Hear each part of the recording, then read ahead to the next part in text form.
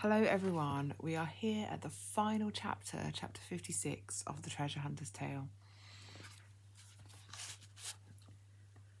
"Maybe I can shed some light," said a familiar voice, and there was their beloved friend, the officer of the king. They all welcomed him eagerly, and then, once the congratulations were given to the new couple and Zeke was given a cuddle, the officer stood in the midst of them. They all looked to him as he began to speak.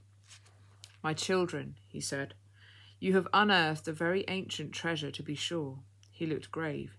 "These are the king's legal documents that he set out in the very early days of time. They are to be kept and treasured and proclaimed." He looked grave. "Indeed, there is coming a time when you may suffer for holding to these laws." He looked intensely into the eyes and hearts of each person around the room.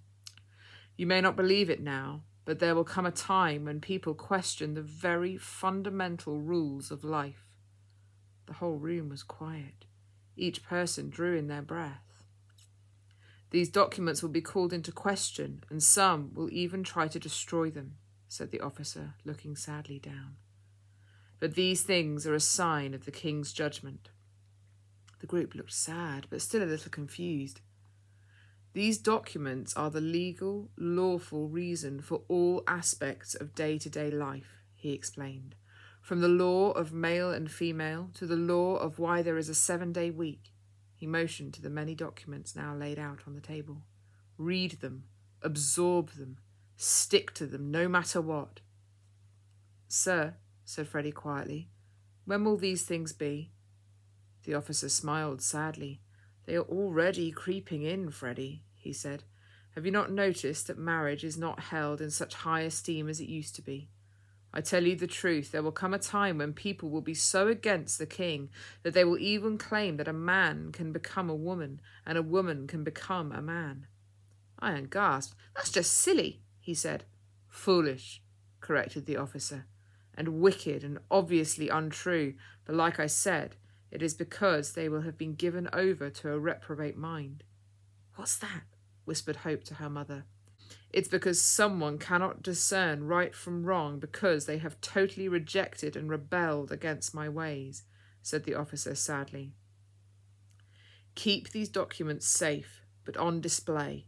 Teach them to your children. Hold fast to them, no matter what happens," urged the officer. "It sounds like a world that lives in such delusion would be a very worrying place to live," said Mrs. Be of Good Courage quietly. "It will be," said the officer, "and many of the king's followers will suffer for holding to these ancient laws." "Then let us pray for the strength and courage to hold on to them, and for those to come who will live in those dark times," said Mr. Newhart firmly.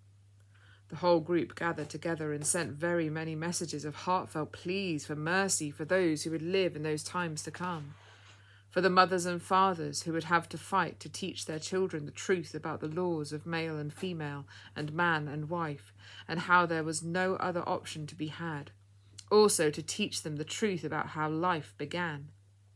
They prayed for the women who would feel like they were being erased because of the oppression of others, both men and women, for the men who would have their whole purpose as the protector and provider called into question, for the many unborn babies who would fall foul of the lie that they were not a life until born, for the elderly who would be pressured into ending their lives for the ease and sake of their family, for the many Christians who would lose their jobs because they held to those laws from the king, for the Christians who would lose their lives for holding to those same laws, for the governments that would be raised up and pulled down, that they would be wise and not foolish, for the pastors and churches that they would not waver in their convictions but stand for what was right, for the many folks who had become disillusioned with such foolish ways of living and turned to the king, and for all future treasure hunters who may even be reading this book, that they would hold on to these laws and keep them safe in their lives and in their hearts no matter what,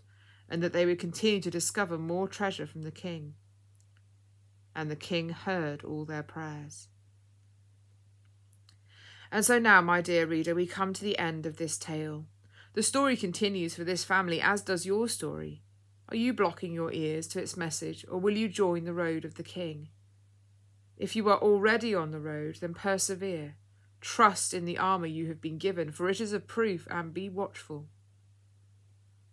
We may sometimes feel like the journey is long and we may not know where it might lead us, but there is something we can be sure of. We know that if we are on the King's road, then his everlasting arms are around us to guide us as we walk in his way and add our story to the treasure hunter's tale. The end of this story.